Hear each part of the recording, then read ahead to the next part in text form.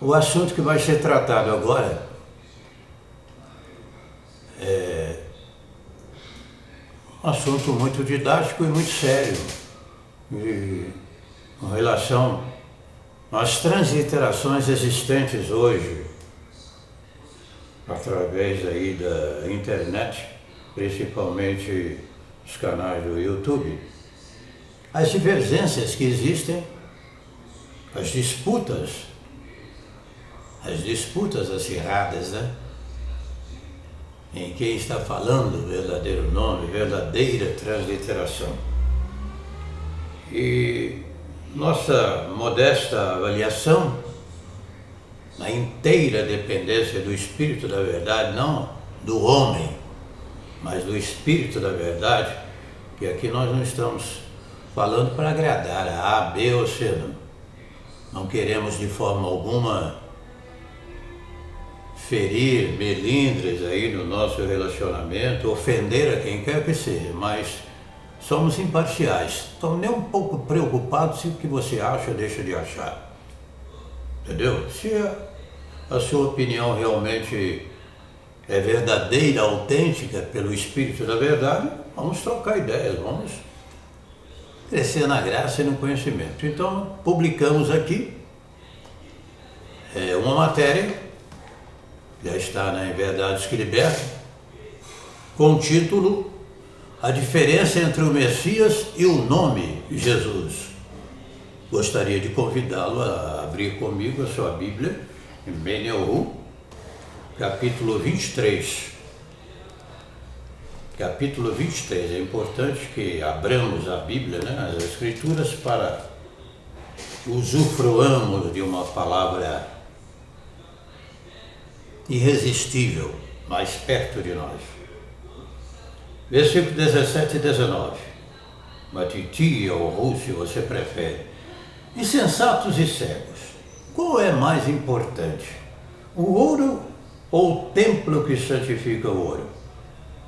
Também dizeis, aquele que jurar pelo altar, isso nada é, mas aquele que jurar pela oferta que está sobre o altar, esse é devedor. Insensatos e cegos, qual é mais importante, a oferta ou o altar que santifica a oferta? Qual é mais importante? O próprio Messias e Yahushua ou as transliterações, as divergências dos nomes? Ele está acima de qualquer discussão. Então o tema deste estudo é a diferença entre o Messias e o nome Jesus. Acima dos nomes tradicionais que o nosso Messias recebe em todo o mundo, entre os mais variados povos, está o próprio Messias. É com base escritural, mas espiritual também, que afirmamos sem nenhuma dúvida que os verdadeiros crentes que tiveram seu primeiro chamado e que não conheceram os nomes verdadeiros têm a sua salvação assegurada. Assegurada, pois não creem apenas no nome, mas também no Salvador e seu sacrifício, suplantando, portanto, as divergências transliteradas, na sua maioria, sem um consenso. Não há consenso. Dificilmente nós identificamos um consenso. É imprescindível que se acrescente ao que foi dito. Os privilégios indizíveis de se conhecer os Messias pelo seu nome verdadeiro, Yahushua, crescer na graça e no conhecimento, a volta à originalidade dos nomes verdadeiros profeticamente inserido, principalmente em Atos 3:21, convém que o céu o contenha até os tempos da restauração de tudo.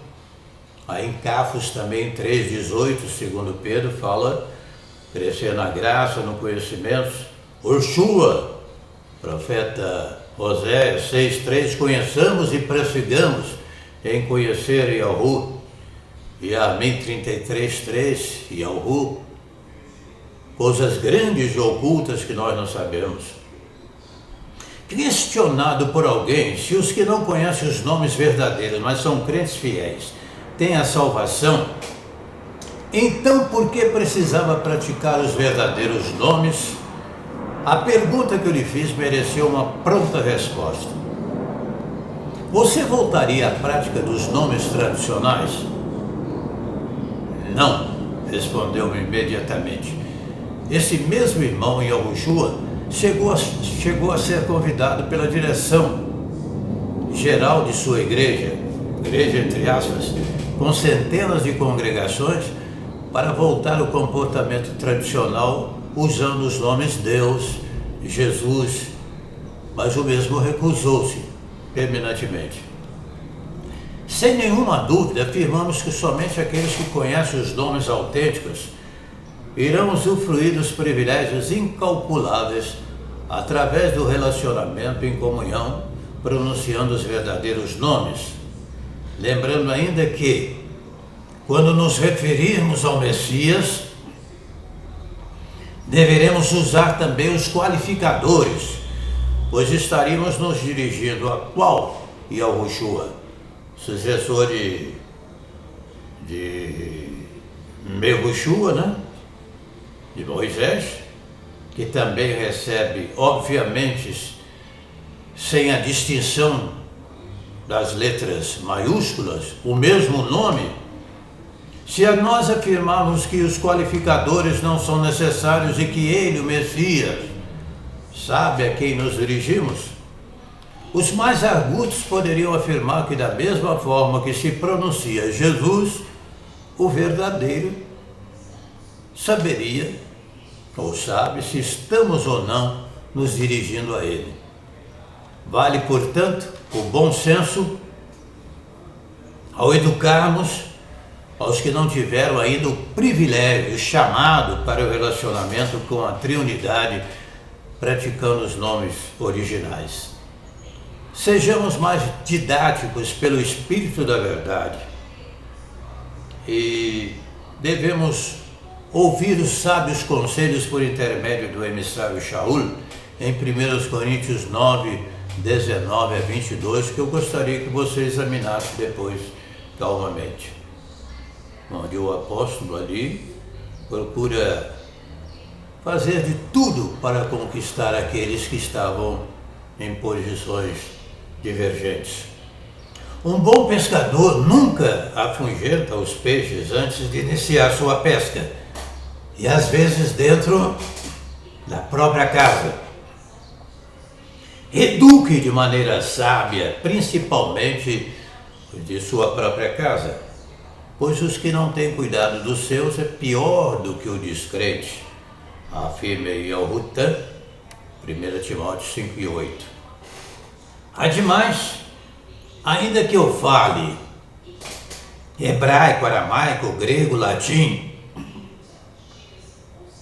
ou quaisquer outros idiomas dos homens e dos anjos, se não tiver amor, nada vale.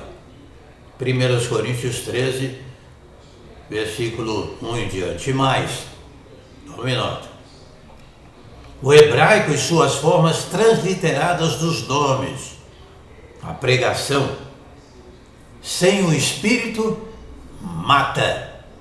2 Coríntios 3, versículo 6, é isso mesmo? Vamos confirmar aqui se é este mesmo versículo. 2 Coríntios, capítulo 3, versículo 6. Isso mesmo. Ele nos fez também capazes de ser ministro de uma nova aliança, não da letra, mas do Espírito, pois a letra mata, mas o Espírito vivifica. Há, portanto, uma distinção clara que nós aprendemos lá em Menyahu 23, 17 a 19. Mais importante o altar, mais importante o nome ou o Messias.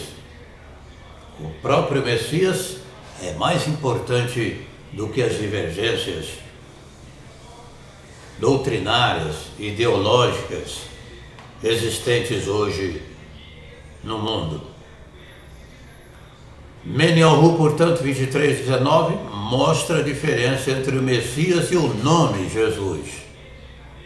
Predominantemente, o nosso Salvador amado sempre estará acima de qualquer divergência ideológica ou doutrinária. Aqui somos humildes epígonos do Espírito da Verdade. Um abraço, até uma outra oportunidade.